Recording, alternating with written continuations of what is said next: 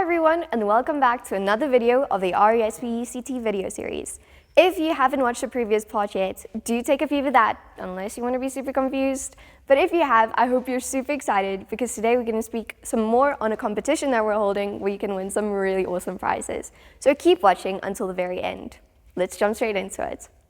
Hi everyone, I'm Hannah Jean Kubanali, a grade 11 straight out of St. Mary's DSG, and also a Junior Tuckies member.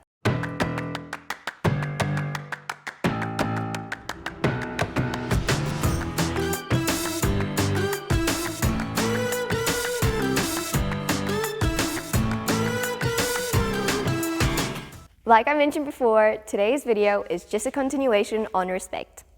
I give you a bit of a summary of the 6 questions, the who, what, when, where, how, and why of respect.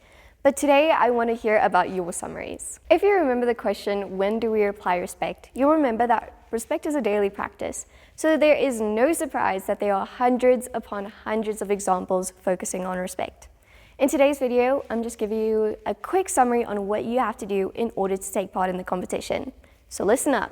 I want you to think of a scenario, any scenario. It could be the most weird, out-of-the-box scenario you can think of. And I want you to apply those 6 questions that we learned from the previous video to that scenario. Here's an example. On the Sunday before school started, Sally took a trip to McDonald's. She was there for the McFries, the McNuggets, and to top it all off, she ordered an Oreo McFlurry, which I personally think is the very best flavor. But instead of receiving that Oreo McFlurry, she got the Smarties one. Now, I can't deny that the Smarties one isn't good, but she's been craving that Oreo McFlurry since day one.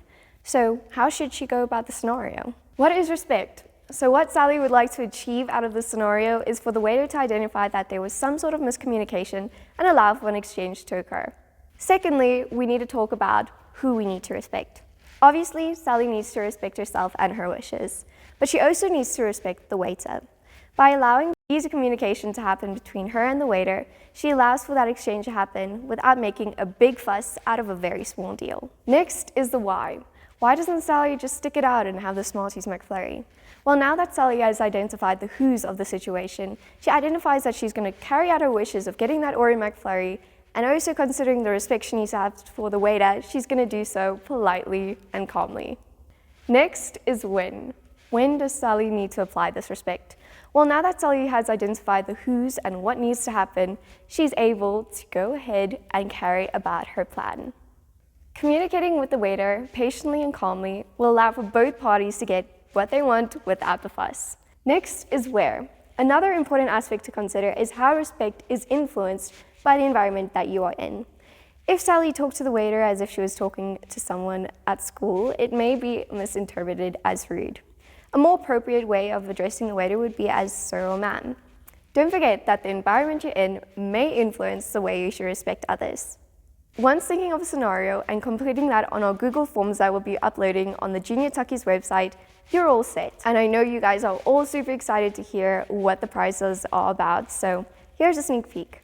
One of the participants will have the opportunity to have a private consultation with one of the representatives at the company, R.E.S.P.E.C.T. You'll also be able to complete a strength finder quiz where you'll get some awesome advice on how to turn these strengths into things that you can use in the everyday world, especially in terms of employment.